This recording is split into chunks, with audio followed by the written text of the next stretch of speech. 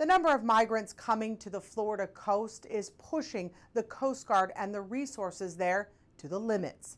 Right now, the Coast Guard said they've rescued just in the last 6 months about 6,300 migrants off the coast of Florida. It is the economic and social turmoil in countries like Haiti and Cuba that's driving this migration to the U.S. We went along with the Coast Guard to see it for ourselves. The images I won't soon forget. It is difficult not only for me, but for the men and women who do this every day. On any given day at this Coast Guard base in Miami, you will find the men and women who serve loading up in these planes. Their mission, to rescue migrants out in the ocean. And on this day, we went along.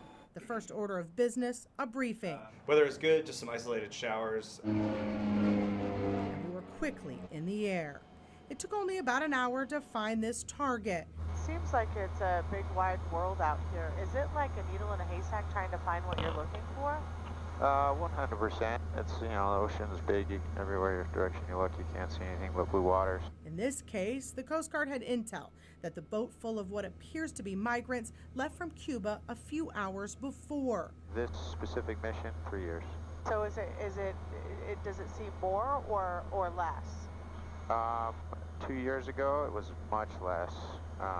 It's slowly picked up pretty good. Lieutenant Commander Joshua Mitchell-Tree has flown hundreds of rescue missions, but for the last 3 years, his missions are to find and help migrants coming from places like Cuba. Our role is to just identify them, find them.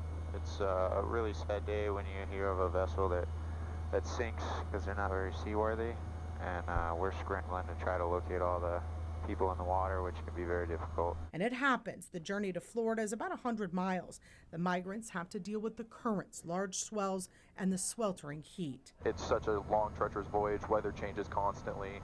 They just can't really foresee just how dangerous this voyage is. Like, we only find so many, and the people we find we believe are lucky because we find them when they're alive, but we don't know how many we lose because we don't find everybody. They also deal with dehydration and hunger, and that's where the Coast Guard comes in.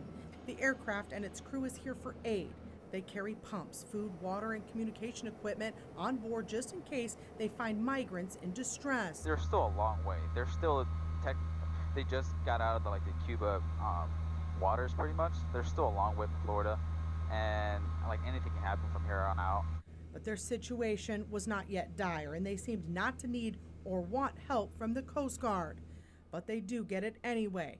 We hovered above the boat for a short time while a Coast Guard ship was called in and headed to pick them up. Do you think that most people understand what you are here for, or no? Yeah, absolutely. Especially when they get aboard the cutters, they know. Once they're on the cutters, we'll brief them and give them, make sure that they have food, they're medically taken care of, they're able to have a change of clothes to change into, and then they understand from there that they're likely to go back to their country of origin, and that we're here, in essence, policing. But our priority is the safety of life at sea, and they understand that.